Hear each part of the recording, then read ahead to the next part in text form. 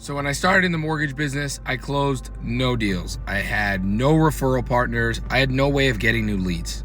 At this time, I was working at a retail company. This is a large mortgage bank. So you can't walk in there and there's no ATM and nothing like that. It's just strictly a mortgage bank. So I worked at a local mortgage bank and I closed, again, no business. At this point, I knew I wanted to stay in the mortgage business, but if I wasn't closing any deals, wasn't making any money, how could I? So someone had mentioned to me that I should work at a big bank. They provide leads, they provide a salary, and it kind of worked and it was appealing to me.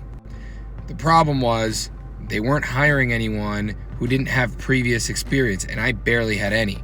Now, when I applied for the position, at Bank of America, they ask you to fill out a report. It's an Excel sheet, and it basically goes over your production, what you've closed, what percentage was refi, purchase, et cetera, et cetera.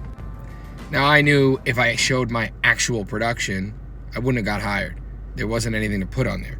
So I fluffed it up. I showed a little bit more than what I was actually doing, and I got the job. Fast forward 2 years later, I'm a top producer at B of A. I'm making good money, and you know what? Sometimes you got to do whatever you got to do to get by. That point in my career where I was able to learn and develop changed the game for me.